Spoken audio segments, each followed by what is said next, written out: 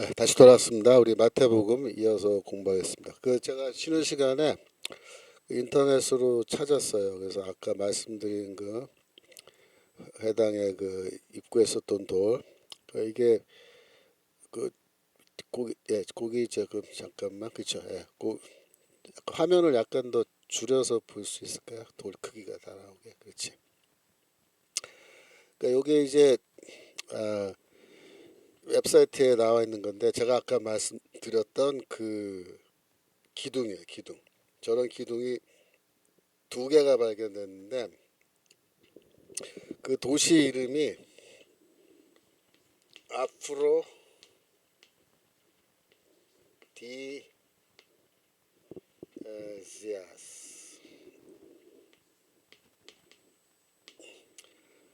아프로디지아스. 지금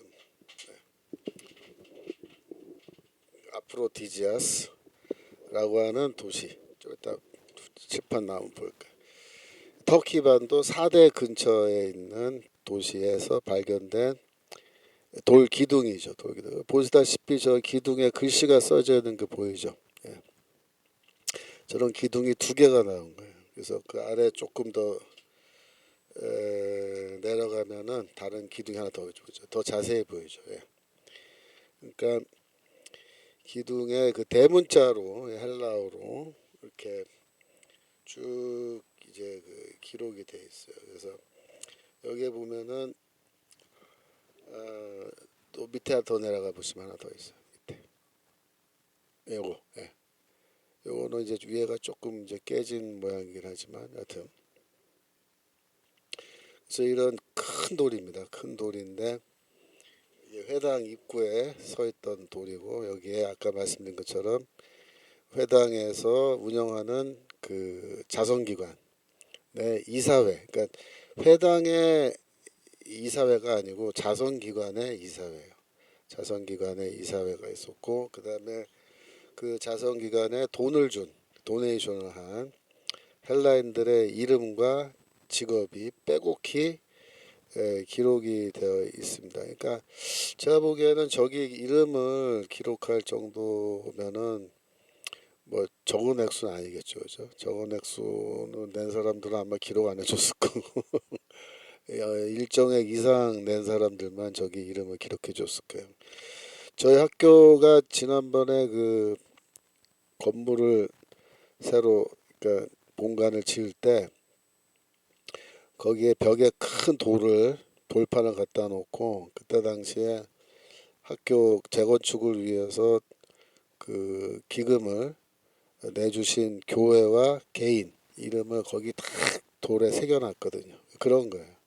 항상 큰 사업을 할 때는 큰 돈을 낸 사람들을 기념하기 위해서 돌에 이름을 새겨주거든요. 동서양 막론하고. 근데 이거는 자선기관이라면 자선기관. 자선기관에 이렇게 큰 돈을 낸 사람들이 또 놀라운 건 다 헬라인들이 냈다. 그러니까 헬라인들이 유대인들을 신뢰한 겁니다. 그러니까 유대인들은 최소한 저 돈 띄어먹지 않을 거고 우리가 준 돈으로 자선 사업 제대로 할 거다라고 확신한 거예요. 확신. 2세기 터키 반도에서. 그러니까 그거는 하나의 고고학적 자료지만은 그 시대의 어떤 그 흐름, 문화 이런 거 보여주는 건데 유대교라는 종교가 굉장히 이 그러니까 이 헬라 사회에 깊숙이 핵심까지 이제 들어가 있는 걸 보여주는 거예요. 그 저 4대 회당 자리를 우리가 이제 그 당시에 도시 고대 도시에 길이 있고 도시 계획이 있잖아요. 도시 계획. 근데 그 도시 계획상에 해당이 어디에 위치해 있느냐가 굉장히 중요해요.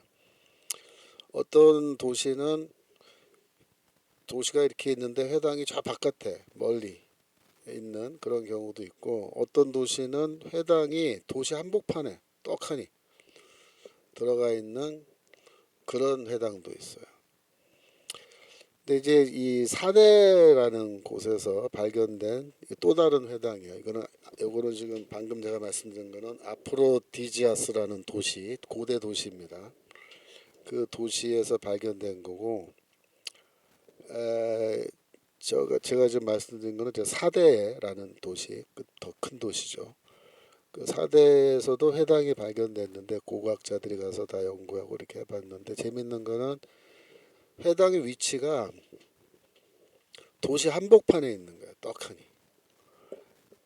근데 거기에는 원래 그 회당 건물이 아니고 다른 건물, 용도가 다른 건물이 있었던 것인데, 유대인들에게 그 건물을 사용하도록 도시 정부가 허락해 준 겁니다.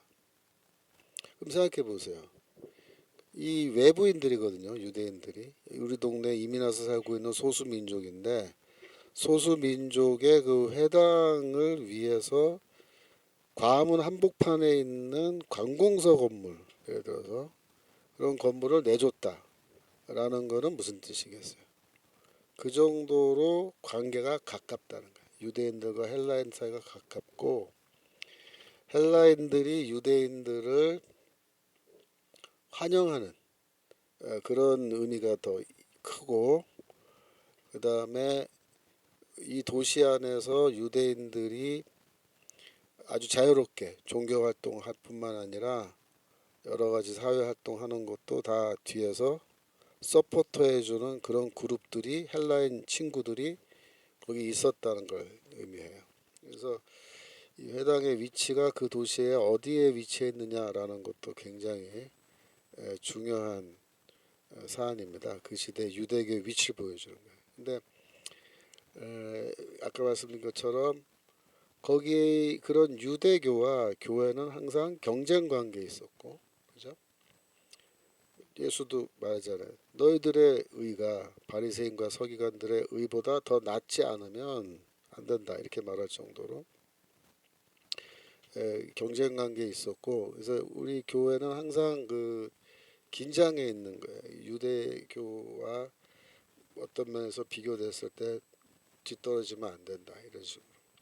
자, 거기까지 하시고 마태복음 5장 48절로 넘어갑니다. 마태복음 5장 48절. 마태복음 공부는 한 절 한 절 이렇게는 못해요. 그 대신에 이제 같은 주제별로 모아서 한꺼번에 여기저기 있는 말씀들을 다 모아서 한꺼번에 이렇게 보는 식으로 하는데, 5장 48절, 그러므로 하늘에 계신 아버지의 온전하심과 같이 너희도 온전하라 라는 이제 예수의 말씀이 있는데, 이게 중요한 말씀이죠. 여기서 온전하다라고 번역된 이 형용사가요, 완전한이라는 뜻이에요. 완전, 영어로 perfect. 여러분 노트 105, 106페이지에 그 다음에 이 텔레이오스라는 요 형용사는 성숙한, 완전히 다 자란, fully grown, 뭐 이런 뜻이 있어요. 그래서 하나님은 어떤 분이냐? 완전하신 분이다. 완전하신 분. 온전하다기보다는 완전한 분. 근데 문제는 뭐냐? 너희도 온전하라. 너희도 온전하라. 하나님 아버지가 온전하신 것처럼 너희도 온전하라. 그렇게 말하거든요. 그러니까 하나님이 완전한 분이시기 때문에 우리도 완전함에 도달해야 된다 라는 그런 어떤 논리적인 흐름이 여기 있는 거예요. 그래서 이런 거를 뭐라 그러냐면은 하나님의 속성이라 그래요. 속성. 영어로 attributes of God. attributes of God. 그러면 하나님의 속성들. 그래서 이 예전에 신학자들이 하나님의 속성에 대해서 많이 연구하고 그랬습니다. 오늘날은 이거 많이 얘기 안 하는데, 하나님의 속성은 여러 가지가 있어요. 근데 그걸 책에 보면은 하나님의 속성을 설명하는 책 보면 속성을 쫙 이렇게 하나씩 열거해 놨어요. 그 책 목차에 보면 다 나와요. 하나님의 속성. 근데 여기 이제 몇 가지 제가 예를 들었는데, 신실하심, faithfulness.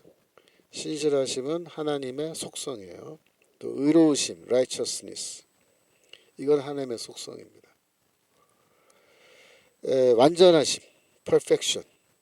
이것도 하나님의 속성이에요. 그러니까 하나님이 완전하신 것처럼 너희도 완전하라, 이렇게 말할 때 하나님의 속성이죠. perfection, 완전함은. 그 다음에 선하심, 굿니스. 하나님의 선하심은 하나님의 속성입니다. 또 자비하심, mercifulness. 인간은 자비를 베풀지 않지만 하나님은 자비로우시다. 그 다음에 사랑. 하나님은 사랑이시니 뭐 요한에서 나오죠. 사랑은 하나님의 속성입니다. 그다음에 인내. 하나님은 오래 참으신다. 오래 참으신다. 죄인들이 회개하고 돌아오기를 참고 기다리십니다. 그 인내. 하나님의 속성입니다. 영원하심, eternity. 영원하신 분이죠. 하나님은. 그 영원성, eternity는 하나님의 속성입니다. 그 다음에 거룩하심, holiness. 이건 하나님의 속성이죠. 그래서 내가 거룩하니 너희도 거룩하라. 이런 똑같은 그 논법으로 하나님이 이러하니 너희도 이러해야 된다. 라는 그런 가르침이 성경에 나오는 거예요. 그렇게 보면은 이제 뭐 여기 다 우리 인간에게 적용될 수 있는 거죠. 그 다음에 하나 더 예를 들면 불변하심. 하나님은 영어로 immutability라 그래요. immutability. 예. 그래서 변하지 않는 불변성. 그것이 하나님의 속성이니까 하나님이 뭐 조변석게 하시고 막 오늘은 이랬다 내일은 저랬다 그러면 그런 분은 하나님이 아니시죠. 하나님은 일관된 아주 변치 않으시는 사랑과 자비 또 의 이런 거를 다 갖고 계신 거예요. 그래서 이런 하나님의 속성에 대해서 우리 현대 교회는 많이 얘기하고 있지 않지만 사실은 성경이 말하고 있다. 성경이 이런 하나님의 속성에 대해서. 그래서 하나님의 속성을 궁극적으로 이 성도들은 어떻게 닮아가야 된다. 그렇게 말해요. 닮아가야 된다. 우리도 하나님의 속성을 공유하는 그런 사람이 되어야 된다. 그래서 우리도 신실해야 되고 페이스풀해야 되고 우리도 의로워야 되고 righteous. 그러니까 이 진짜 의로운 자들, 의를 주장하고 의로운 자들은 누구냐면 하나님을 믿고 따르는 우리 성도들이에요. 성도들이 의롭지 뭐 정의사회 구현 사제단 뭐 그런 놈들이 의로운 거 아닙니다. 정의를 외친다고 해서 의롭냐? 절대 아니에요. 그 정의를 외치는 놈들일수록 크게 불의한 놈들이 가능성이 큽니다. 왜? 지네들이 불의한데 그걸 가장하고 자기들이 마치 정의의 사도인 것처럼 항상 좌파들이 그런 짓거리 하죠. 정의 뭐 이러면 한동안 제가 정의란 말 듣기도 싫었어요. 하도 이 정의란 말이 원래 좋은 말인데 이 좌파들이 반국가 세력들이 자기가 정의의 세력이라고 하도 큰 소리 치니까 어이가 없어서 진짜 정의란 말이 싫어질 정도로 되었는데 또 원래는 그렇지 않아요. 그렇죠? 선하심, 자비하심, 우리 다 사랑인데 우리 기독교인들의 어떤 덕목이죠.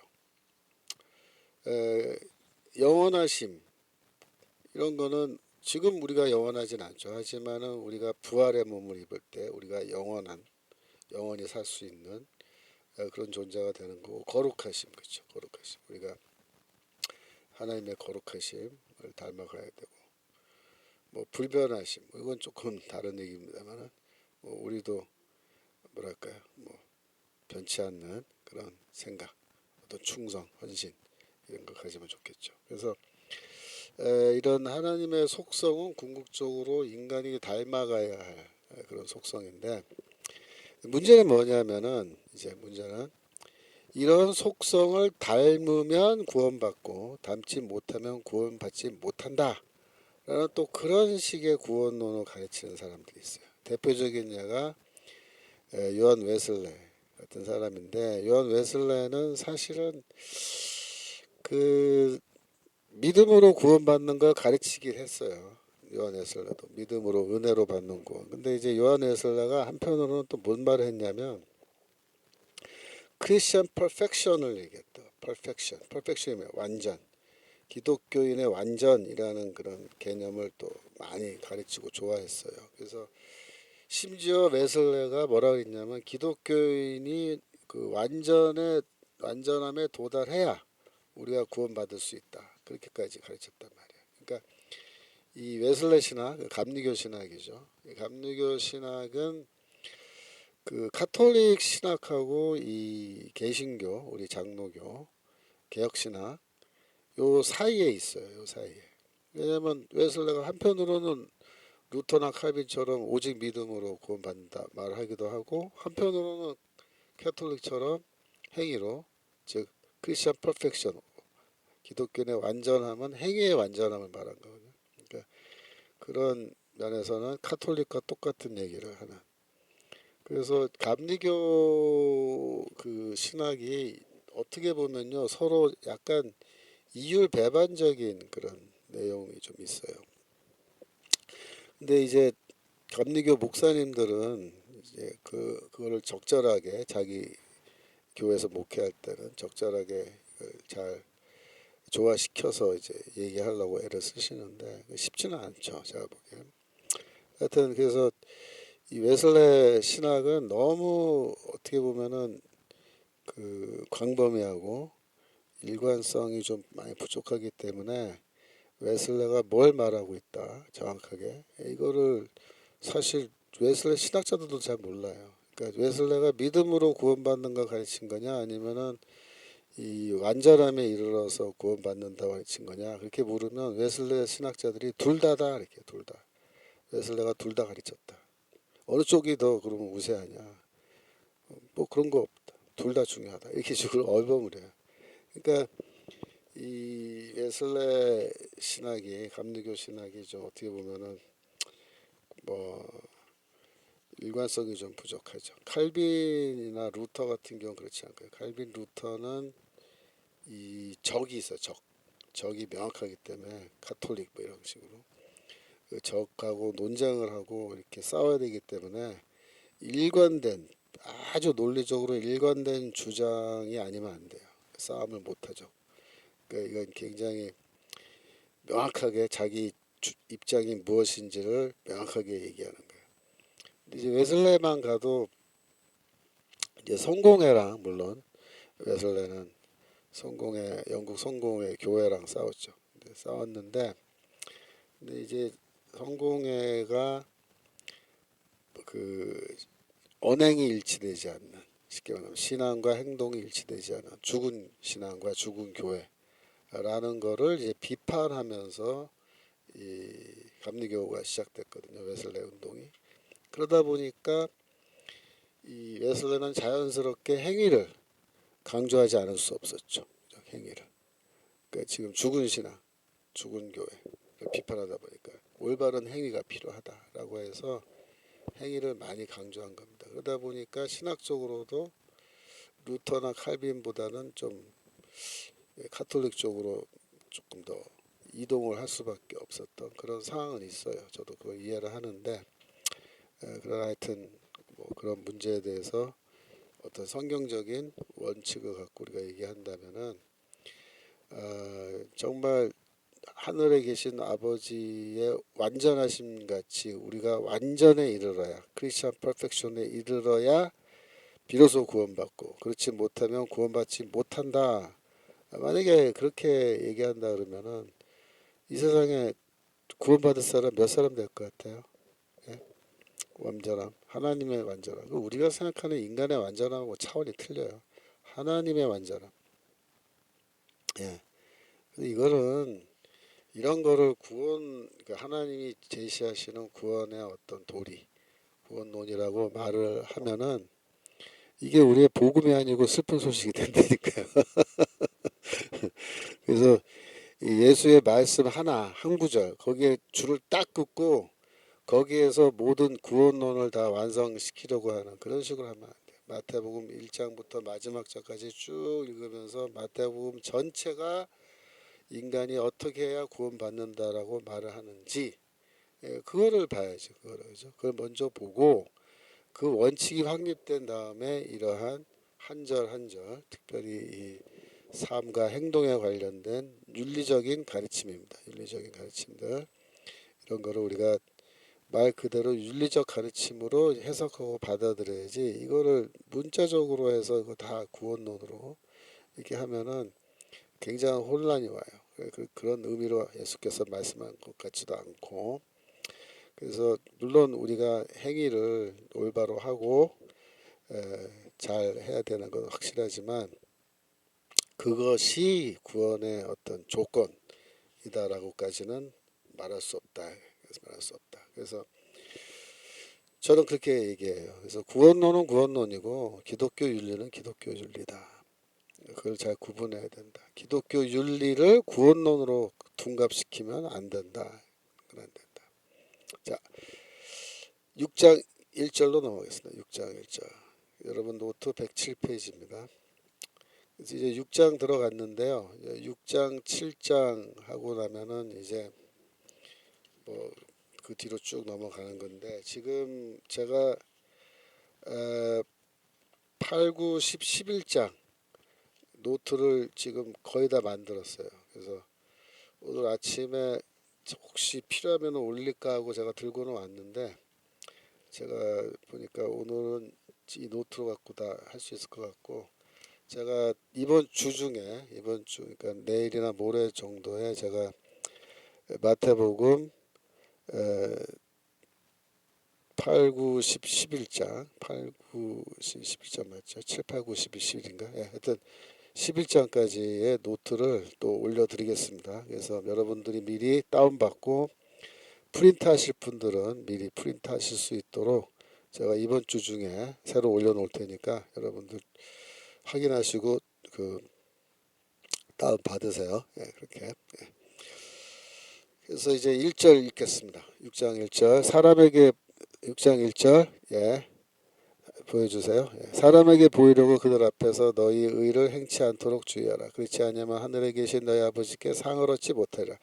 그러니까 아까는 너희의 의를 행하라 이렇게 가르쳐 주셨는데 지금 여기서 뭐라냐면 그게 너희가 의를 행하는데 사람들 앞에 보이게끔 그렇게 보이는 걸 목적으로 해서 그런 식으로 일하지 말아라 이렇게 얘기하는 거예요. 여기에 보시면요, 이 의를 행치 않도록 그래서 의를 행하다라는 이런 표현이 나와요. 의를 행하다. 이게 헬라어로 말하면 디카이오시네가 목적어고 동사는 포이에오라는 동사인데 이 동사가 영어로 말하면 두 동사 행하다 일을 하다라는 그런 동사에 해당해요. 그래서 의를 행하다 포이에오와 디카이오시네가 함께 나오는 이런 형태인데 이런 그 말씀들은 마태복음에만 나오는 게 아니라 다른 이 신약성경의 다른 책에도 나와요. 자, 요한일서 2장 29절. 요한일서 2장 29절. 너희가 그의 의로우신 줄을 알면 의를 행하는 자마다 그에게서 난 줄 알다. 의를 행하다. 이게 돼 있죠. 네, 의를 행하다. 의를 행하는 자. 3장 7절. 요한일서 3장 7절 내려가시면 자녀들아 아무도 너희를 미혹하지 못하게 하라. 의를 행하는 자는 그의 의로우신과 같이 의롭고 의를 행하는 자, 그렇죠? 의를 행하다. 이런 표현들이 계속 나오는 거예요. 그 김건영 성도님 목사님 강의안을 책으로 내시면 좋겠습니다. 뭐 책으로 내려면 낼 수도 있겠죠, 그죠? 근데 일단 마태복음 다 하고 나서 결정해야 되는데 지금 이 마태복음 교재가 거의 200페이지 이제 넘어갈 것 같아요. 다음 교재까지 하면 그래서 200페이지 넘어가고 뭐 28장까지 가려면 아직 길이 먼데 다 하면은 뭐 한 400페이지, 500페이지까지 되지 않을까 싶기도 한데요. 하여튼 근데 이거를 뭐 이게 두꺼운 거를 또 뭐 책으로 내기 좀 그렇죠. 그래서 더구나 이거 노트니까 강의 노트니까 책으로 내려면 이걸 다 다시 말로 풀어야 되는데 하여튼 제가 은퇴하고 제가 이번 학기는 예를 들면은 제가 수업이 5과목이에요.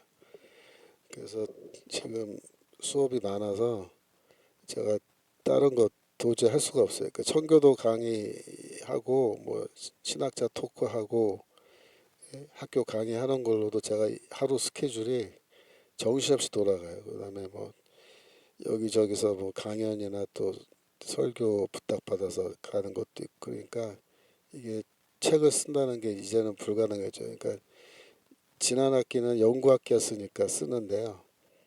그래서 제가 참 그 대설과 전서 강의 그 주석 대설과 전서 주석을 제가 거의 다 지금 맞춰가고 있습니다. 원래 어젯밤에 다 끝날까 그랬는데 밤 한 3시까지 쓰다가 그냥 잤어요. 피곤해서. 근데 제가 오늘 이제 집에 돌아가면은 아마 오늘 저녁까지 쓰면은 5장 마지막까지 다 쓸 것 같고 제가 이제 교정을 좀 보고 내용 다듬어야 되는데 그거 한 일주일 하고 나면은 이제 출판사에 넘길 겁니다. 넘기면은 출판사에서 작업을 뭐 하는 대로 하겠죠. 하면은 한 달 정도면 책 나와요.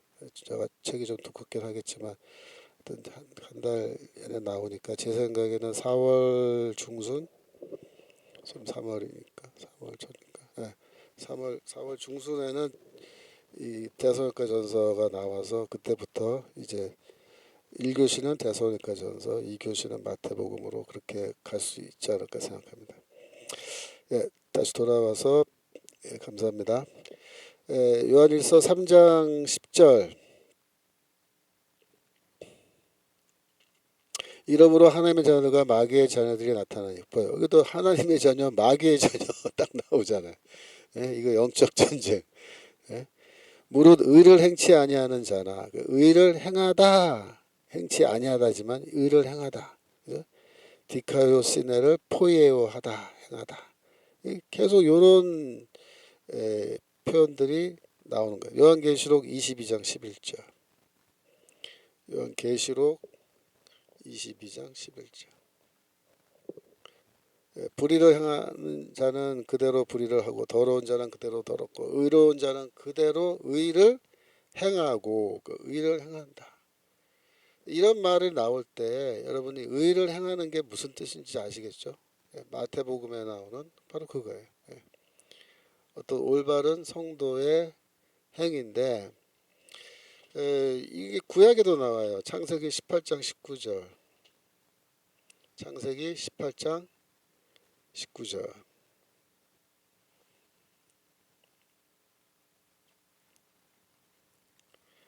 창세기 18장 19절에 내가 그로 그 자식과 권속에게 명하여 여호와의 도를 지켜 의와 공도를 행하게 하려고 공도를 행하게 하려고 뭐냐면 의를 행하게 하려고 이게 돼 있어요. 거기서 츠다카가 의라는 단어인데 츠다카를 히브리어로 행하다는 뭐 아사 이런 데 아사 츠다카 아사 그러면 의를 행하다. 역대하 9장 8절. 이건 아브라함에 대한 얘기였는데 역대하 9장 8절은 이제 스바의 여왕이 솔로몬을 만나서 이렇게 얘기하는 거야. 당신의 하나님 여호와를 송축할지로다. 하나님이 당신을 기뻐하시고 그 위에 올리사 당신의 하나님 여호와를 위하여 왕이 되게 하셨다. 당신의 하나님이 이스라엘을 사랑하사 영원히 경고하게 하시고 당신을 세워 저희 왕을 삼아 공과 의를 행하게 하셨다 하고 의를 행하다 나왔죠. 의를 행하다. 여기서도 츠다카 아사 츠다카가 의고 아사는 행하다 이게 돼 있어요. 그러니까 구약 성경에 이 포뮬라 의를 행한다는 이 표현이 나온 거고 신약 성경도 이거를 그대로 이어서 표현을 사용하는데 특별히 예수께서 마태복음 6장 1절에서 너희 의를 행할 때에 조심해라. 사람들 앞에서 보여주려고 하지는 말아라. 이렇게 말씀하신 거예요. 보여주려고. 6장 1절 다시 한번 보여주세요. 마태 6장 1절. 특별히 여기에서 너의 의를 행하다라고 할 때 마태복음 6장은 세 가지 종류의 행위에 대해서 초점 맞춰요. 세 가지가 뭐냐면 첫째가 구제입니다. 구제. 둘째가 기도. 셋째가 금식.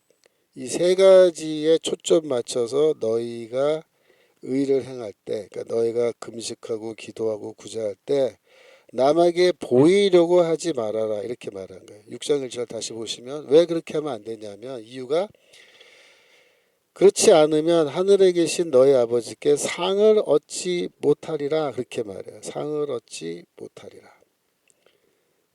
무슨 말이냐면은 원래 이걸 하면은 하나님께 상을 받는데 이거를 다른 사람에게 보이려고 이렇게 하면은 그는 상을 받지 못한다. 보상을 받지 못한다. 그 말이에요. 보상을 받지 못한다. 보상을 받지 못한다라는 거는 무슨 말이에요? 이미 상을 받았다. 그 말이에요. 이미 상을 받았다. 너희가 받아야 할 상을 이미 받은 셈이 되기 때문에 어떻게 하면 사람들 앞에서 다 보여주면서 금식하고 기도하고 구제하는 거는 사람들에게 다 보여주면서 하는 거는 이미 그들로부터 너희가 보상을 다 받은 것이기 때문에 하나님이 추가적으로 너희에게 상을 주시지 않는다.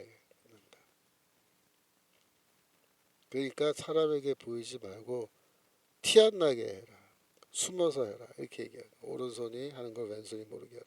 6장 2절 보겠습니다. 그러므로 구제하는 할 때에 외식하는 자가 사람에게 영광을 얻으려고 회당과 거리에서 하는 것 같이 너희 앞에 나팔을 불지 말아라. 진실로 너희에게 이르노니 저는 자기 상을 이미 받았느니라. 그래서 외식하는 자는 위선자거든요. 위선자는 어떻게 하는 거예요?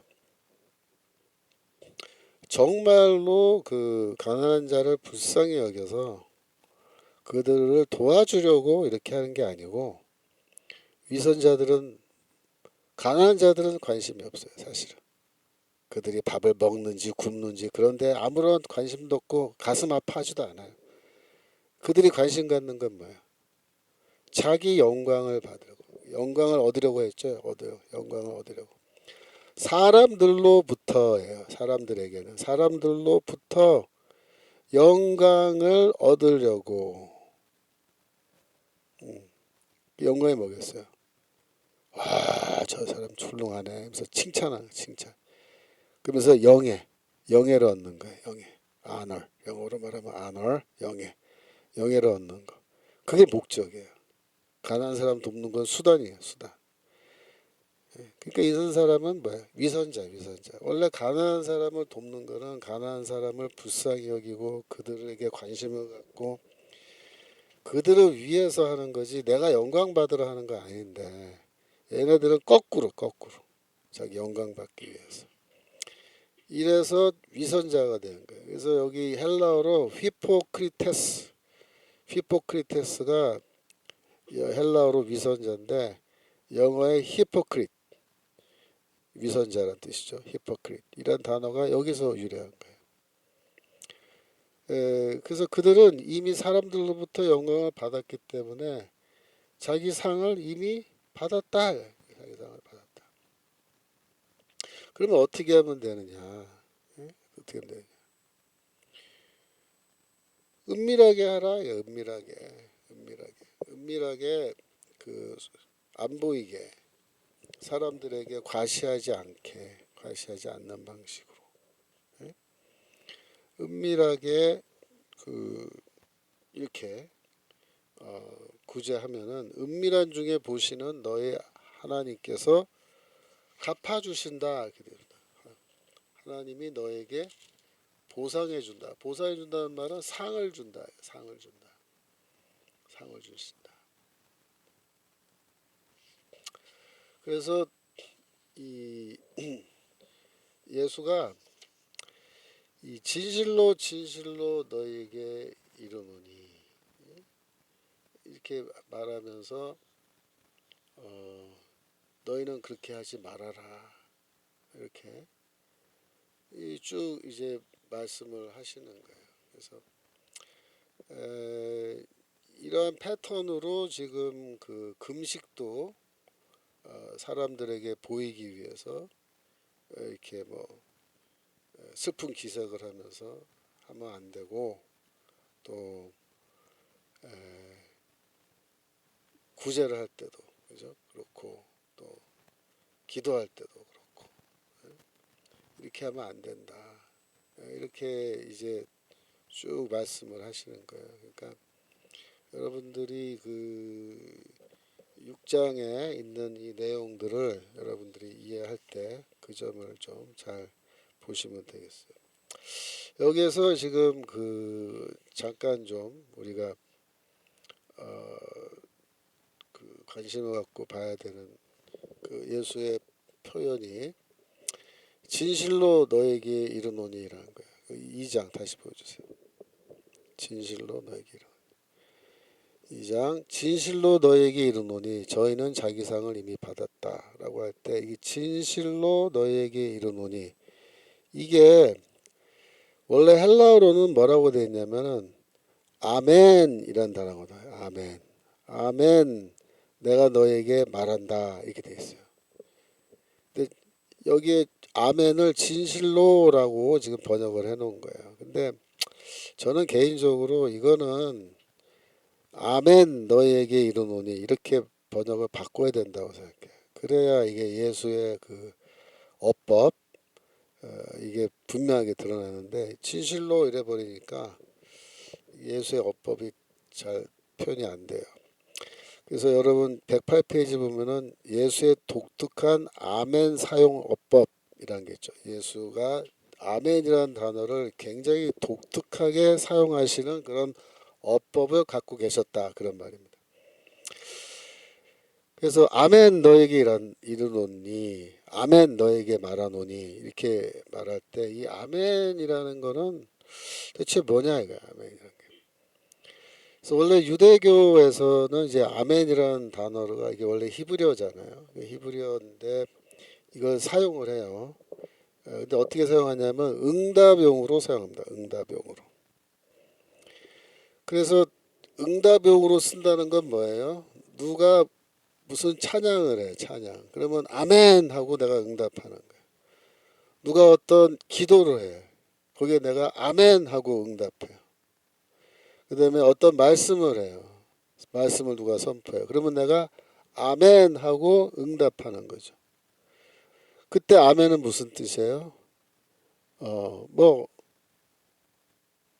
그 말이 맞다라는 거예요. 진실, 그 말은 진실이다. 이렇게 해서 응답하는 거예요.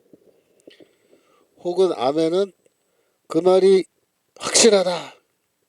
혹은 그 말이 견고하다.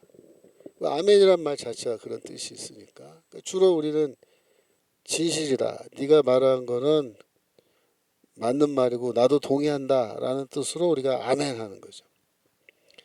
그래서 회중이 아멘 하는 거예요. 회중이.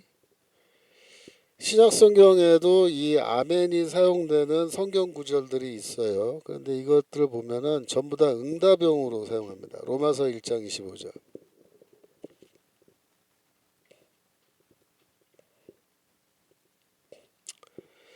하나님을 25절. 이는 저희가 하나님의 진리를 거짓 것으로 바꾸어 피조물을 조물주보다 더 경배하고 섬김이라. 주는 곧 영원히 찬송할 이시로다. 아멘. 그러니까 여기에 주는 곧 영원히 찬송하실 이로다라고 하나님을 찬양한 거죠.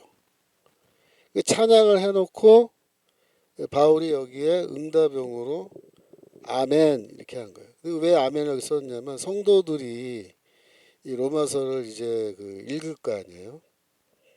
읽을 때 한 사람이 이제 바울 편지를 로마서를 들고 나와서 쭉 읽어준다고요. 성도들이 듣고 있다가 주는 곧 영원히 찬송할 이시로다 라고 이제 바울이 쓴 이 대목이 나오면 그 다음에 온 성도들이 같이 이 얘기 듣다가 아멘 하고 응답하게끔 그렇게 유도하려고 여기에 아멘 써놓은 거예요. 바울 혼자 아멘 하는 게 아니에요. 이게 성도들한테 아멘 하라고 지금 이렇게 써놓은 거예요. 왜? 이 찬양이니까. 이때 아멘은 응답용으로 쓴 거예요. 고린도전서 14장 16절.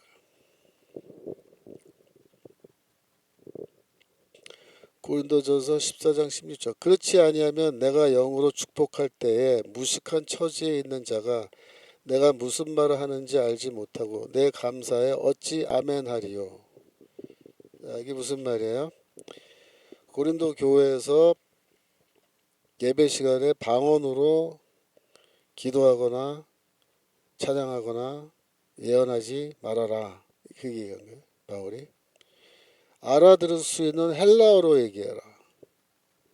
그래야 그러니까 무식한 처지에 있는 자라는 사람이 누구냐면 지금 헬라인들 중에서 아직 세례는 받지 않았지만 정기적으로 예배 시간에 나와서 참석하고 있는 사람들을 가리키는 거예요. 무식한 처지에 있는 자들이. 이 사람들은 뭐예요? 아직 믿음은 없어요. 하지만 관심이 있어, 복음에. 그래서 예배 열심히 나와서 들어보는 거예요. 이거 믿을까 말까 고민하면서 대체 뭘 믿는 건지 파악하려고, 복음의 내용을 파악하려고 노력하는 거예요. 이런 사람을 영어로 seekers, 구도자라고 그래. 구도자, seek, 찾다. seekers 그러면 찾는 사람, seekers 그러면 찾는 사람들. 그래서 구도자들. 그래서 구도자 예배란 말을 미국에서 쓰잖아요. 그 seekers worship service라고. 이 구도자들이라고 이 사람들이. 근데 이 사람들이 예배 시간에 참석해서 찬양도 같이 하고 설교도 듣고 기도도 듣고 이렇게 하는데 들으면서 믿음이 생기니까 자꾸 들어야겠죠. 그런데 이 사람들이 그걸 듣다가 어느 순간에 되면 아멘 하고 응답한다는 거예요. 이런 예비 신자들조차도, 구도자들조차도. 근데 조건이 뭐냐면 그들이 알아들을 수 있는 헬라어로 말을 해주면 그들이 아멘 한다는 거예요. 다시 보여주세요. 그렇지 아니하면 네가 헬라어로 말하지 아니하면 그 말이에요. 네가 방언으로 말하면 그 말이에요. 네가 영으로 축복할 때 성령이 충만하여 네가 축복의 말씀을 할 때에 무식한 처지에 있는 자, 즉 믿을까 말까 고민하고 있는 아직 세례받지 않은 헬라인들이 내가 무슨 말 하는지 알지 못하고 당연하죠. 방언으로 말하면 못 알아듣죠. 너의 감사에 찬양이나 기도에 어찌 아멘하리요. 아멘은 못한다 이게. 근데 알아들을 수 있으면 아멘 한다. 여기에서도 아멘은 뭐예요? 응답용으로 씁니다. 응답용으로. 요한계시록 5장 14절.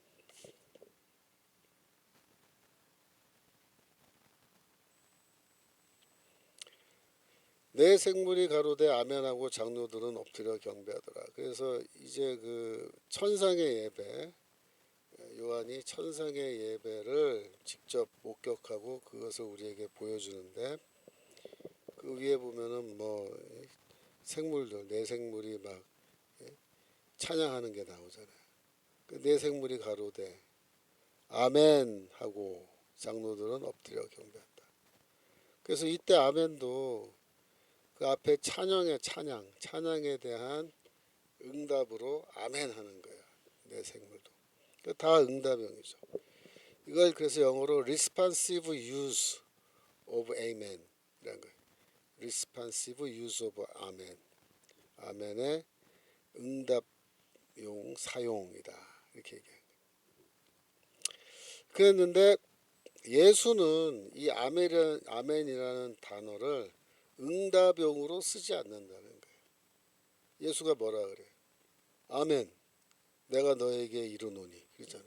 그때 아멘은 뭐 응답하는 거예요? 아니란 말이에요. 응답하는 게 아니에요. 그러니까 이 아멘은 그러면 응답용이 아닌 용법인데 지금까지 아멘을 응답용으로만 쓴 거예요. 모든 유대교에서 모든 기독교에서 응답용으로만 썼는데 예수 그리스도만 비응답용으로 이 아멘이라는 단어를 사용한 겁니다. 근데 무슨 뜻으로 사용했느냐? 이런 뜻이에요. 아멘, 내가 말한다. 이렇게 할 때 아멘은 뭐야? 진실이다. 진실이다. 확실하다. 견고하다. 뭐가? 내가 앞으로 말할 거, 내가 이제 곧 말할 거는 진실이다. 응? 의심하지 마라. 그러니까 제가 이제 여러분들에게 말을 하는데 아멘, 내가 말씀드리겠습니다. 이렇게 말해요. 이렇게 아멘을 사용하는 목사님들도 없잖아요. 지금 초대교회도 없었고 지금도 없어요. 아무도 없어요. 그렇게 쓰는 사람. 오직 예수만 이런 식으로 아멘을 사용한다. 구약 성경에 선지자들이 그렇게 많았지만 선지자들이 아멘, 내가 너에게 이르노니 이렇게 말하면서 하나님의 말씀 전한 사람 있어요? 없어요. 구약 성경의 선지자들은 자기들이 그 하나님께 받은 말씀을 전할 때 항상 어떻게 말합니까? 하나님께서, 야훼께서 나에게 말씀하시기를 이렇게 말해요. 하나님이 나에게 이렇게 말씀하셨다 해놓고 자기가 들은 거를 그대로 우리에게 전달해줘요. 그게 선지자들이죠. 그러니까 선지서 보면은 맨날 똑같은 말. 여호와께서 말씀하시기를. 그 다음에 나오는 말은 뭐야? 그 선지자가 들은 거야, 들은 거. 들은 거를 우리에게 그대로 전달해 주는 거죠. 선지자들이 아멘, 내가 너에게 이르노니 그렇게 말해요? 아니란 말이에요. 예수 당시에 랍비들이 많았죠. 랍비들이 말을 할 때 랍비들이 아멘, 내가 너에게 말하노니 이렇게 말하는 랍비 하나도 없는 거예요. 그 랍비들은 어떤 식으로 말하느냐? 랍비들이 말하는 그 포뮬라는 항상 정해져 있어요. 랍비들이 이렇게 말해요. 그 선대 위대한 우리 랍비 누구누구는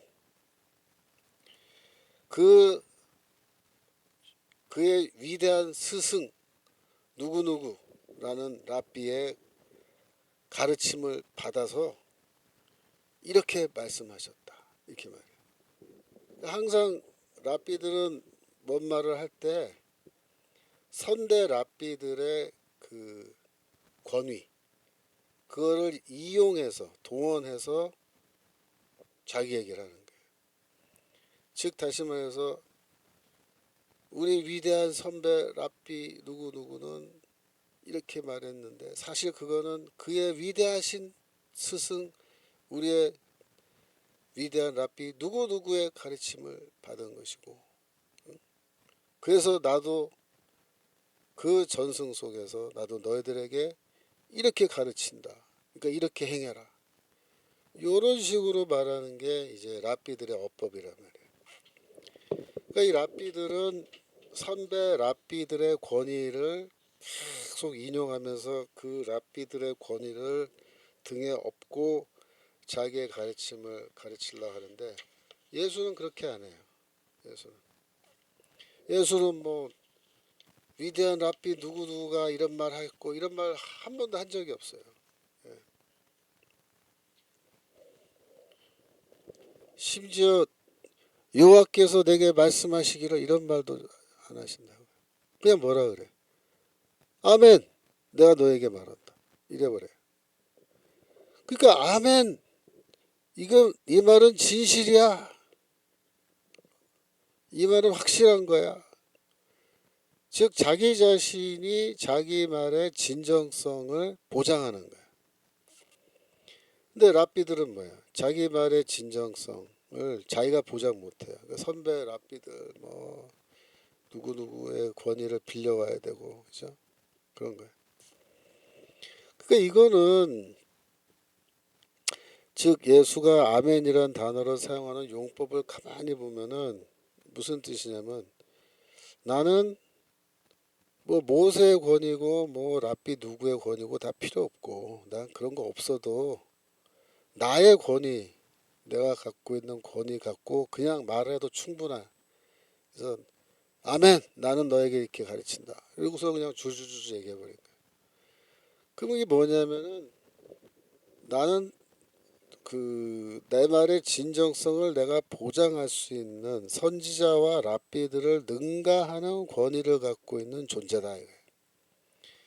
그리고 내가 말하는 건 다 뭐다?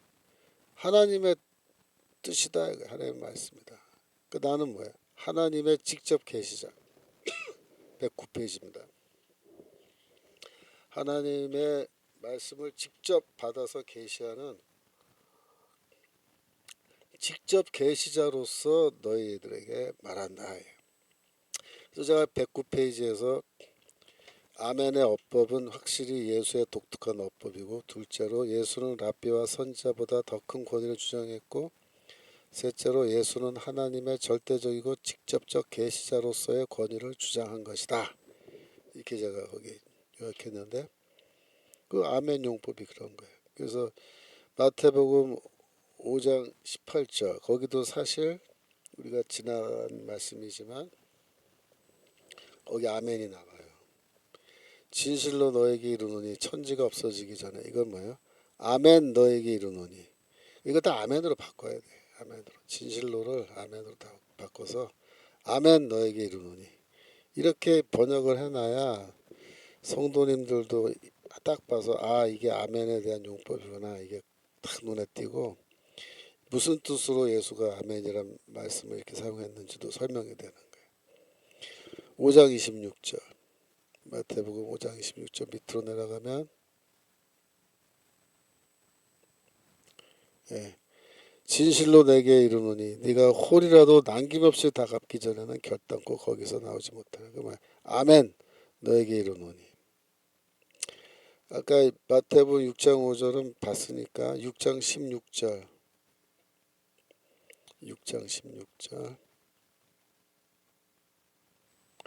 금식할 때 외식하는 너희는 외식하는 자들 같이 그 위선자들처럼 슬픈 기색을 내지 말라.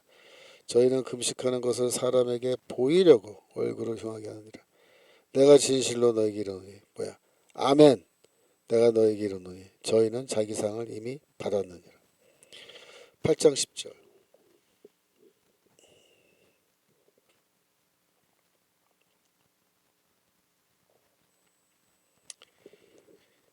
예수께서 들으시고 기이 여겨 쫓는 자들에게 이르시되 내가 진실로 너에게 이르노니 이스라엘 중 아무에게서도 이만한 믿음을 만나보지 못했다.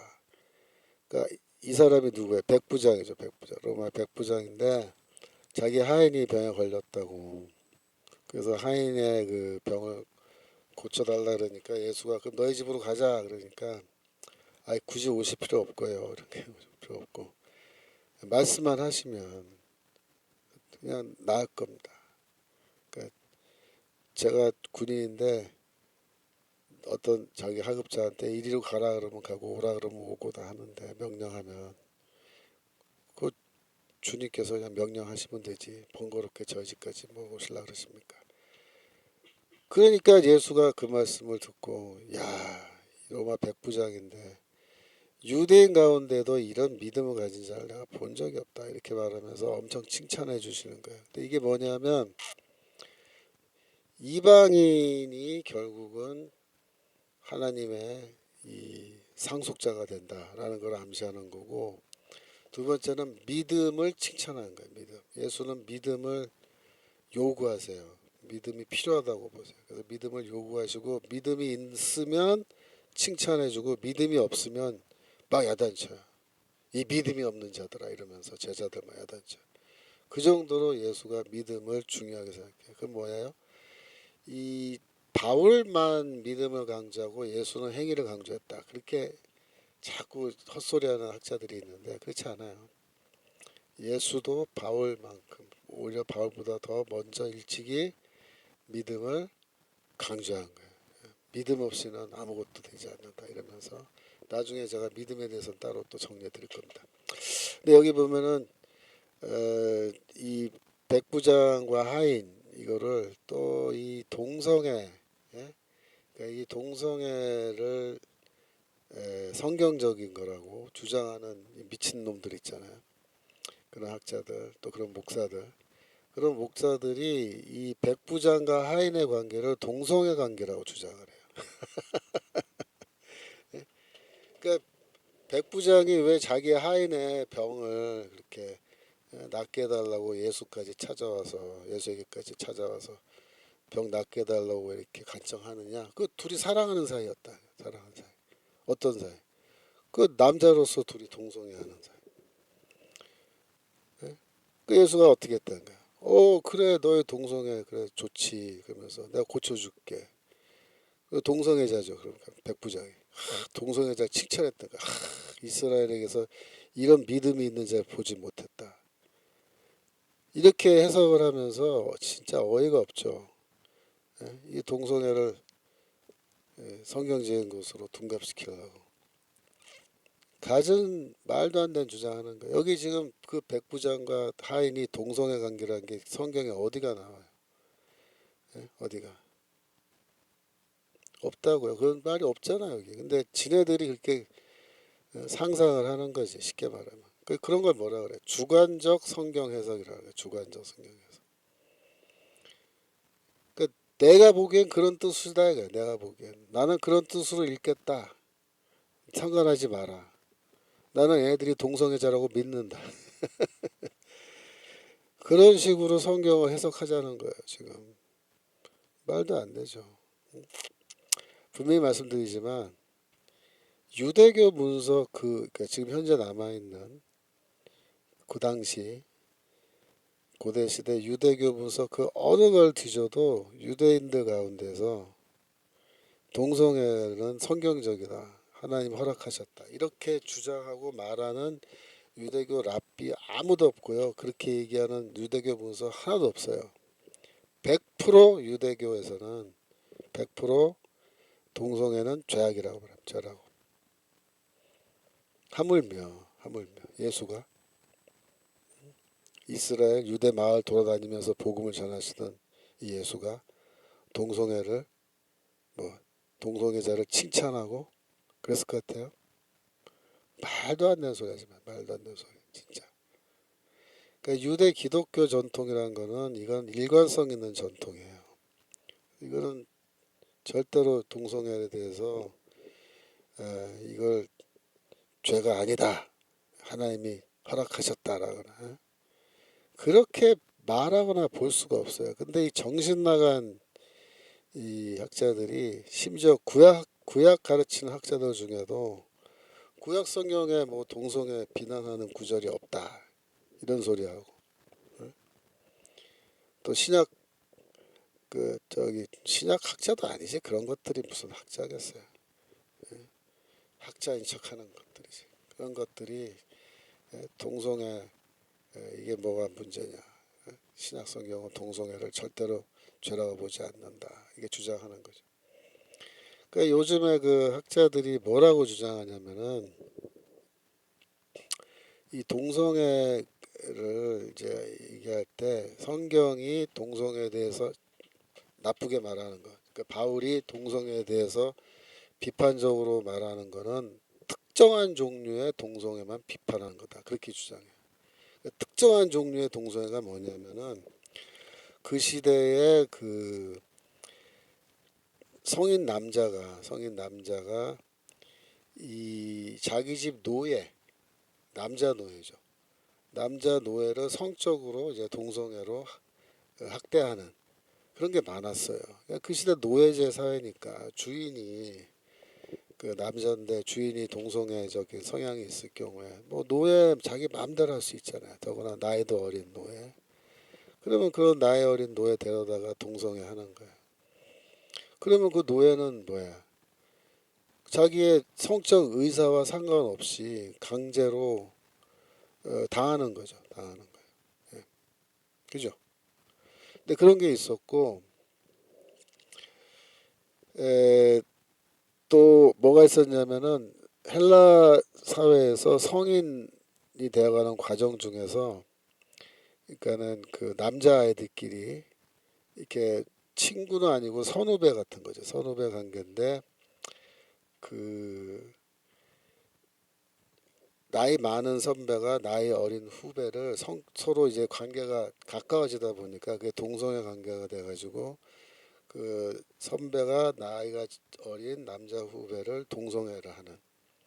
근데 그 경우에는 이제 약간 강제성이 아주 전혀 없다고 볼 수 없어요. 그런 경우도. 왜냐하면 이게 일종의 그 사수 부사수, 우리 한국 남자들로 말하면 사수 부사수 관계예요. 그래갖고 서로 이끌어주고 이제 지도를 받는 그런 관계거든요. 그래서 그 나이 많은 귀족 선배가 나이 어린 후배 귀족들을 이제 쉽게 말하면 지도하면서 가르치고 데리고 다니면서 이렇게 어른답게 행동하는 법도 가르치고 이제 이렇게 하는 과정 속에서 그 동성애 관계가 형성되는 건데, 이런 경우에 완전히 자발적 인 100%라기보다 그렇고 약간의 강제성이 좀 있고, 그 다음에 이제 이런 사람들이 성인이 되면은 지가 또 어른이 되면은 성인이 되면 자기보다 나이 어린 애들을 또 그렇게 한다.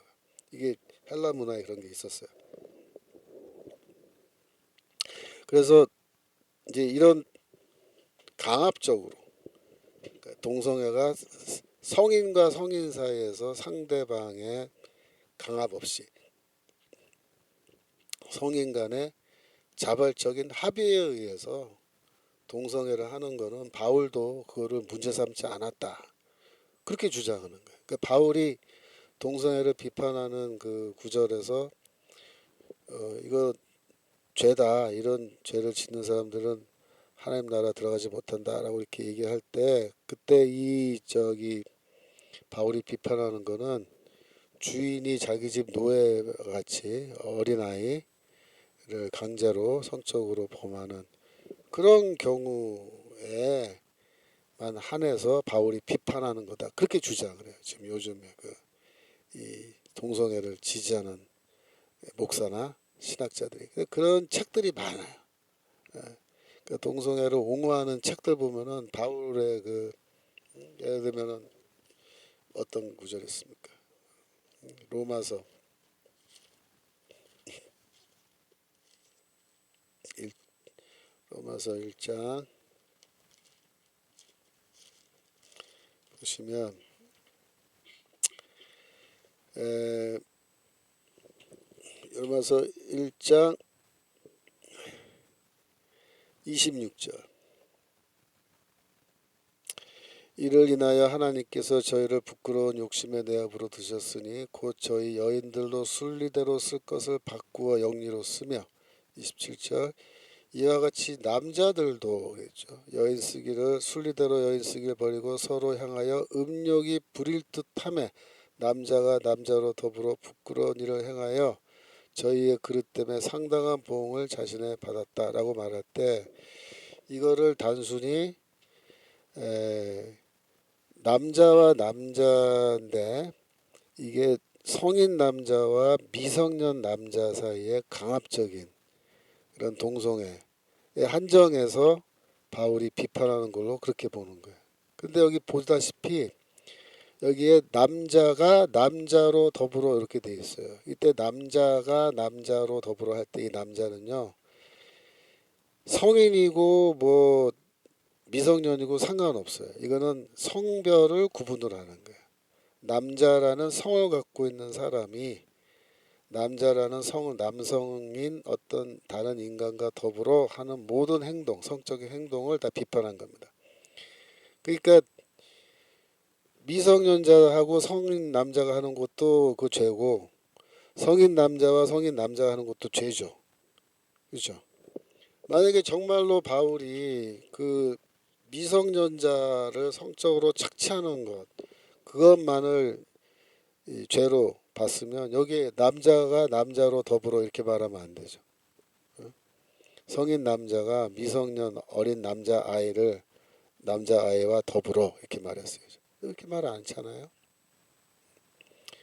그러니까 지금 그 복음서와 바울서시 신약 성경에 나오는 이런 동성애 관련돼 있는 구절들을 잘못 왜곡하고, 심지어는 동성애와 전혀 관계없는 이런 말씀까지도 동성애를 예수가 옹호했다라는 그런 말씀으로 둔갑시키는 거예요. 심지어는요, 뭐 예수와 예수의 제자들 간의 사이가 동성애 관계였다 그렇게 주장을 해요. 그건 1990년대부터 이미 그런 주장을 하는 논문들이 있었어요. 제가 유학 가서 그런 거 보고 깜짝 놀랐는데 이거 뭐 역사가 오래됩니다. 1990년이면 지금 뭐 30몇 년 전 얘기죠. 그죠? 40년 얘기인데 미국은 그때부터 개판이 난 거예요.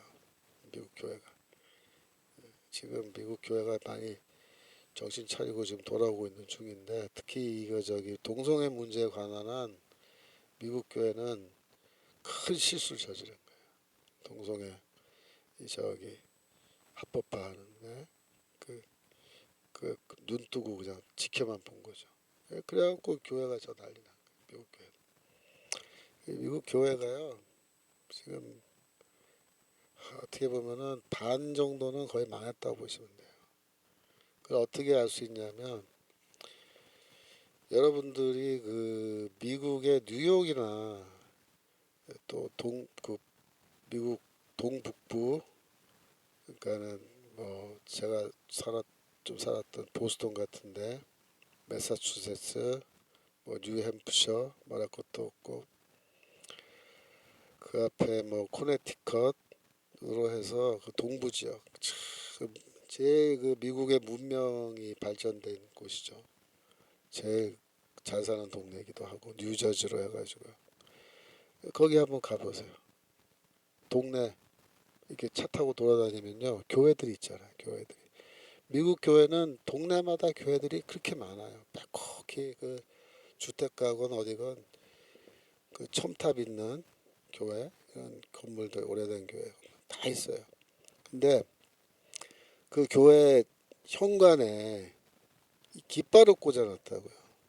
무슨 깃발? 무지개 깃발. 그러니까 교회마다 예를 들어서 교회가 5개가 있으면요 3개는 무지개 깃발을 꽂아놨어요. 5개 중에 3개. 동부 지역은 다 그래요. 거의 다 꽂아놨다고. 근데 안 꽂아놨어도 뭐 동성애 인정하는 목사가 설교하고 앉아있고 그럴 거지만 근데 이제 무지개 깃발을 꽂아놓은 교회는요 거기 앞에 아예 큰 글씨로 이렇게 써놨어요. 우리는 모든 종류의 그 성적 그 뭐야 오리엔테이션을 갖고 있는 사람들 다 환영한다 써있어요. 거기 대문짝 크게 써놔. 그 무지개 깃발은 그런 사람들 많이 오라고 꽂아놓은 거예요.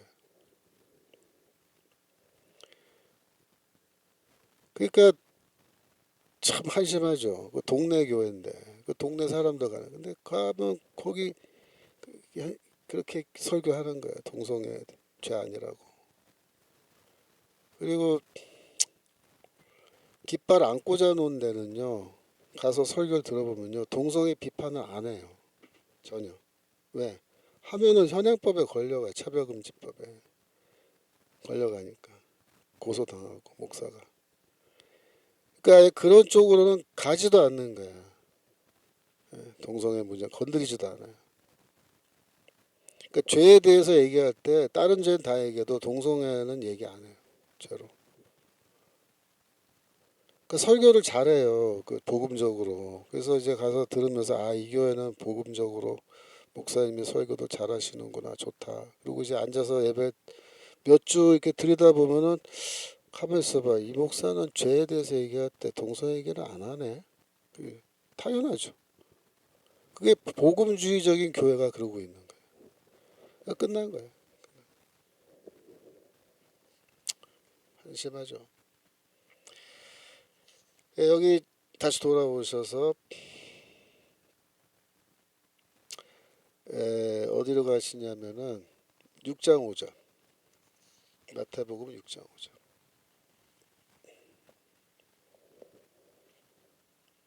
그 한국 교회에 지금 무지개 안 걸려 있는 걸 다행스럽게 생각해야 돼요. 우리는 지금 진짜 이 차별금지법 이거 동성애 이것도 지금 막기 위해서 애를 많이 써왔고 앞으로도 계속 막아야 되고 지금 민주당을 무너뜨리지 않으면 이거 못 막습니다. 그 지난번에 그 10월 27일 날 차별금지법 반대 집회 하면서도 끝까지 정치적인 구호는 하지 않는다. 뭐 이래가지고 민주당 민자도 안 꺼냈잖아요. 근데 그게 다 미친 짓이죠. 왜? 차별금지법 누가 만들어 지금? 누가 계속 상정합니까? 국회. 민주당이 민주당이 중심이 돼서 계속해서 차별금지법 법안 만들어서 올리고 있잖아요. 그러니까 민주당 비판 안 하고 이거 어떻게 막을 거야? 민주당과 맞서 싸워야 막을 수 있어요. 민주당들 겁을 줘야 돼요. 너희들 한 번만 더 이적거리하면은 기독교 전체가 반 민주당 반대 운동 벌린다. 너희는 교회 적이다. 이렇게 선언을 하고 한 번만 더 시도하면 우리는 너희를 교회 적으로 보고 우리 선거구에서 기독교인 너희한테 단 한 표도 안 주게끔 우리가 운동할 거고 너희를 퇴출시킬 거다. 이렇게 겁을 줘야지 이놈들이 움찔해서 더 이상 안 만들 텐데 지금 뭐 정청래 하는 꼬라지 봐. 정청래 법사위원장. 지금 이번에 대통령 탄핵되면요 차별금지법 곧바로 고속도로 타듯이 통과돼 버리고 마는 거예요 지금. 그걸 아셔야 돼요. 그걸 모르고 지금 10월 27일 날 그 나와서 정책 주장 안 하고 하겠다. 지금 지나가서 보면 다 헛짓거리 한 거예요 진짜. 그건 틀렸어요. 그때부터 했었어야 돼. 민주당 타도 운동. 여기 보시면 내가 진실로 너희노니 저희는 자기 상을 이미 받았느니라.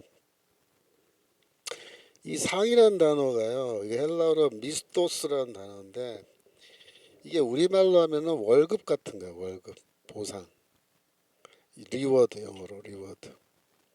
근데 받았다는요. 이게 아페코라는 동사인데 상은 어떻게 주냐면요. 보상한다 할 때 그 상자인데 그 상자가 어떤 의미냐면은 갚을 상이에요. 갚을 상. 보상할 때 상자가. 그러니까 우리가 상을 주다 할 때 상자는 상자 좀 써야겠네. 이게 우리가 상을 주다 상을 받다 할 때는 상을 이렇게 쓴다. 한자로.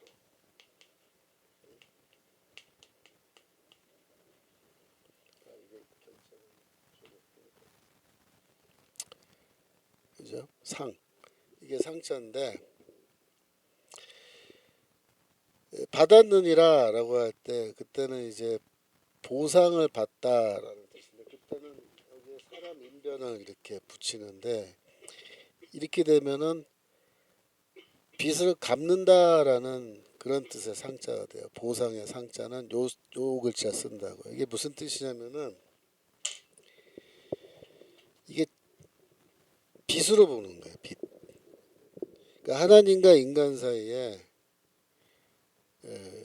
인간이 선행을 하면 인간이 선행을 잘 하면 하나님은 뭐야? 보상을 해줘야 돼. 하나님 뭐야? 빚을 지는 거야. 빚을. 그래서 하나님이 채무자가 되는 거야. 이게 원래 전통적인 유대교 신학을 말하는 거야. 채무자고 그 빚을 언제 받냐면은 최후의 심판 때 받는 거야. 최후 심판 때. 그러면 최후의 심판 때에 가서 이 유대교 신자는 하나님으로부터 빚을 받는 거예요. 하나님이 빚진 거를 받아내는 거예요. 보상을 받는 거예요. 보상을. 근데 예수께서 뭐라고 말씀하시냐면 그런데 너희가 이렇게 사람들 앞에서 외식하는 자가 돼가지고 다 보이게 이렇게 했으면 너희는 너희가 받아야 할 상을 이미 받았다. 보상을 이미 받았다. 그건 뭐야? 하나님이 너에게 빚진 게 없다 그 말입니다. 이미 거래는 종료되었다. 거래는 종료되었다. 그러니까 이제 그 기왕에 하려면 안 보이게 또 위선자가 아니라 진실하게 이렇게 구제를 하면 하나님이 그걸 보시고 그래 너희가 고생했구나 내가 보상해 줄게 하면서 하나님이 빚진 자가 되어서 내가 최후 심판 때 너한테 보상을 해주겠구나 이러고 이제 기다리고 계시니까 그런 경우는 뭐 상을 받을 수 있죠. 상을 받을 수 있어요. 그런데 너희가 위선자가 돼가지고 이미 사람들한테 영광 다 받아버리고 그럼 너희는 뭐야? 보상 다 받았다 이거야. 보상을. 미스토스를 이미 다 아페코 받았다. 받았다. 그러므로 최후의 심판이고 뭐고 뭐 하늘나라고 가봐야 너에게 하나님이 보상해줄 거 아무것도 없다. 하나님이 너희한테 빚진 것도 없고 거래 예? 너는 풀 페이먼트 다 받아서 하나님과의 그 거래가 뭐 남은 게 없다. 그렇게 얘기해요. 그래서 여러분들이 이 원래 유대교 신학에서 유대교에서 말하는 이 상벌 시스템을 좀 이해를 하셔야 되는데 그게 이제 우리 복음서에도 그대로 나오기 때문에 여기에서 이제 그 보응이라는 말이 있어. 보응. 아까 로마서 1장 27절. 로마서 1장 27절. 이와 같이 남자들도 해가지고 제일 뒤에 저희의 그릇 때문에 상당한 보응을 그 자신이 받았느니라 이렇게 되어 있죠. 보응을 받았다 이렇게 되어 있습니다. 그때 이 헬라어 단어는 안티 미스티아라는 단어인데 미스토스하고 비슷한 단어죠. 미스티아. 근데 거기에 안티라는 접도가 붙은 거는 뭐냐면은 상응하는 대가로 그런 거예요. 상응하는 대가로 어떤 행동에 상응하는 어떤 대가, 리워드라는 뜻으로 거기 안티라는 접도가 붙어서 안티미스티아. 그러니까 안티미스티아나 미스토스나 똑같은 단어예요. 사실은. 그리고 여기서 받았느니라에서는 이제 파랄람바노 동사인데 이때 이제 람바노는 이제 아폴람바노 동사인데 아폴람바노는 람바노는 원래 받다인데 아포는 뭐 받다라기보다는 어 되받다 돌려받다 그런 뜻이에요. 되돌려받다 아폴람바노 아포라는 그 접도가 붙으면 뭐뭐로부터라고 이렇게 볼 수도 있고 여기서는 백 리시브 백 그래서 돌려받는 거예요. 그러니까 보응은 항상 뭐야? 돌려받는 거예요. 우리가 선행을 하면은 하나님이 그 좋은 것으로 되돌려 받게끔. 그러니까 하나님은 되돌려 주시는 거죠. 되돌려 주는 그걸 아포디돔이라 그래. 그래서 디돔이는 주다, 아포는 되돌려 주는 거예요. 하나님은 우리한테 아포디돔이 되돌려 주시고 인간은 하나님으로부터 되돌려 받아요. 아폴람바노 그렇게 돼 있어요. 그러니까 뭘 받느냐? 안티미스티아를 받게 돼 있어요. 안티미스티아. 안티는 뭐라? 상응하는 우리의 행동에 상응하는 대가. 그게 보응으로 번역하는 거예요. 보응이란 말은 상응하는 대가를 되돌려 받는다. 그래서 하나님은 어떤 분이냐? 잠언 24장 12절.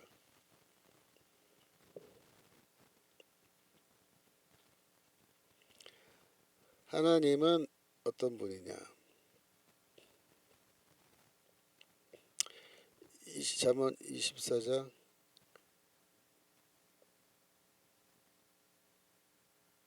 잠깐만요. 잠언 24장 12절 번역이 좀 틀리네. 잠깐만 확인해 볼게요. 10번 잠언.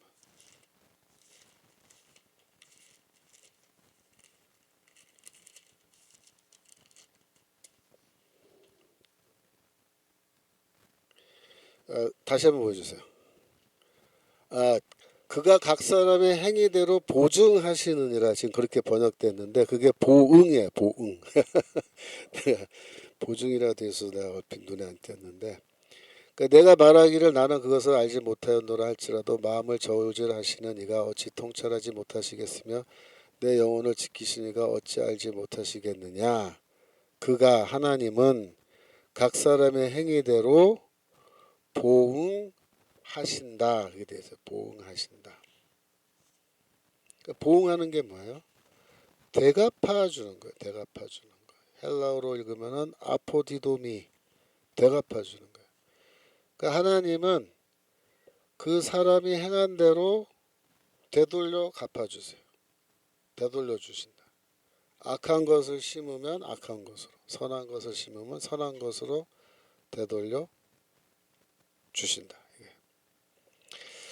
이 똑같은 말이 로마서 2장 6절에 나오는 거예요. 로마서 2장 6절.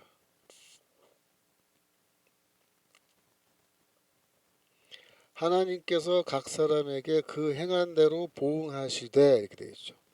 하나님이 각 사람에게 행한 대로 이게 뭐야? 방금 읽었던 잠언 24장 12절. 하나님은 각 사람의 행위대로 보응하신다.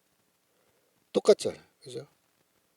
그래서 이 원칙을 지금 바울이 인용을 하고 그 원칙에 따라서 이제 동성애에 대한 하나님의 심판은 분명히 행한 대로 그대로 받게 돼 있다라고 이제 그 원리에 따라서 설명을 하는 거예요. 근데 이 똑같은 원리가 지금 마태복음 6장 5절, 그죠? 6장 5절 다시 보시면 이미 그들은 자기 상을 이미 받았느니라.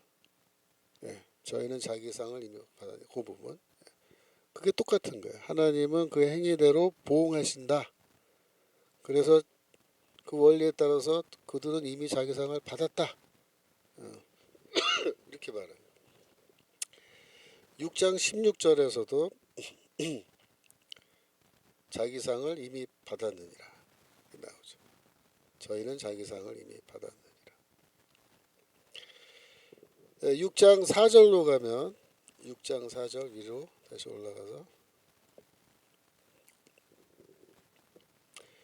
내 구제함이 은밀하게 하라. 은밀한 중에 보시는 너의 아버지가 갚으시리라 라고 할 때 이 갚는다는 동사가 아포디돔이에요. 아포디돔이 뭐예요? 되갚아준다. 되돌려준다. 한 대로 그 사람의 항인 대로 보응한 그걸 말하는 거예요. 갚으신다.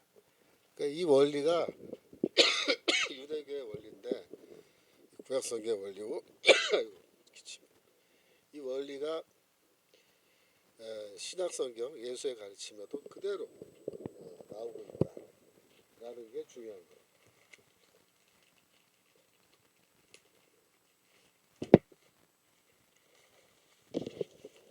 소리. 그래서 6장 6절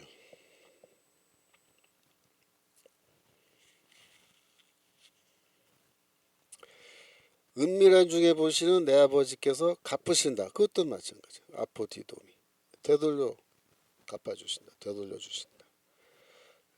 그러니까 이제 그 우리가 생각을 할 때 이 땅에서 우리가 예수 믿고 살면서 우리가 하는 어떤 그 선행 또 뭐 금식이 되건 뭐가 됐건 그런 것들에 대해서 우리가 위선적으로 하지 아니하고 진실하게 하면 하나님께서 갚아주신다고 했으니까 그런 면에서는 그 상벌, 그러니까 우리가 그 최후의 심판 때에 구원받는 걸 제외하고 구원은 믿음으로 받고 은혜로 받고 그 기타 우리의 그 일생 살아가면서 행한 악행과 선행들에 대해서 악행은 우리가 진실한 마음으로 회개하고 참회하면 그 모든 악행에 대한 형벌이 이제 면제되는 거죠. 그게 구원이죠.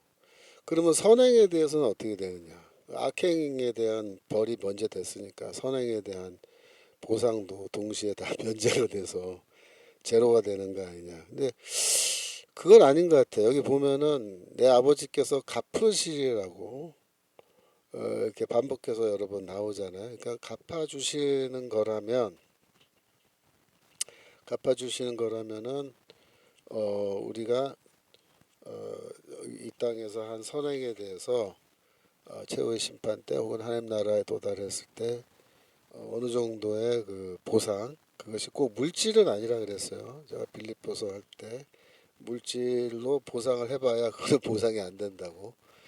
하늘이 뭐 하늘나라가 하나님의 나라가 도로가 황금으로 돼 있고 벽이 다 보석으로 돼 있는데 물질로 보상해 봐야 뭐가 되겠어요. 그러니까 그때 이제 보상이라는 거는 뭐가 될지 모르지만 아마도 추측하기에는 하나님으로부터 칭찬받는 거, 칭찬, 또 어떤 천국에서 지위, 높은 지위, 영광스러운 지위, 그런데 이제 앉게 하는 것, 뭐 그런 거를 염두에 두고 예수께서 이렇게 말씀하셨을 가능성이 크다고 봅니다. 그래서 여러분들이 그 우리가 신앙생활하면서 선행을 하는 거에 대해서도 뭐랄까 꼭 상을 바라서 상을 얻기 위해서 이렇게 하는 거, 혹은 구원을 얻기 위해서 하는 것도 아니고 꼭 상을 받기 위해서 한다기보다도 말 그대로 구제하는 거는 가난한 자들을 불쌍히 여기는 마음으로 구제하고, 또 뭐 금식하고 기도하는 거는 말 그대로 기도하는 게 필요하고 너무 좋고, 또 기도에 집중하기 위해서 금식하는 거, 그 뭐 상 받기 위해서 우리가 한다 그런 게 아니라 그렇게 이제 하는 건데, 또 그렇게 하다 보면 진실된 마음으로 하다 보면 하나님께서 좋게 보시고 또 하나님께서 갚아주시는 그런 은혜가 또 추가적으로 있을 수 있다, 그렇게 볼 수 있습니다. 자, 오늘 장시간 2시간 동안 마태복음 같이 공부했는데 어떻습니까? 예. 1시간 하는 것보다 진도 많이 나갔어요. 그죠? 그래서 앞으로 계속해서 우리 당분간 마태복음 할 거고, 또 말씀드린 것처럼 제가 이번 주 중에 아마 내일 모레 중에 마태복음 노트를 우리 홈페이지에 올려 놓도록 할 테니까 미리 다운 받으시고 또 프린트 하시기 바랍니다. 자, 기도하고 마치도록 하겠습니다. 하나님 아버지, 우리나라가 지금 중차대한 그러한 국면에 서 있습니다. 그동안에도 위기다 여러 번 말했지만 이제는 정말 이제 갈림길에 서 있게 되었는데, 윤석열 대통령 꼭 탄핵이 기각되거나 각하되어서 직무에 복귀할 수 있도록 도와주시고, 그동안 우리가 소원했던 이 반국가 세력을 척결하는 이 일에 이제 앞으로 대통령과 함께 힘을 합쳐서 함께 싸워나갈 수 있도록 주여 이 길을 열어주시기를 간절히 소원합니다. 그래서 대한민국이 건강해지고 정치적으로 문화적으로 건강해지고 하나님의 교회가 더욱 왕성해져서 복음 통일 준비하는 한국교회 되게 앞서서 감사드리며 예수 그리스도 이름으로 기도합니다. 아멘. 수고하셨습니다. 다음 주에 또 뵙겠습니다. 안녕히 계십시오.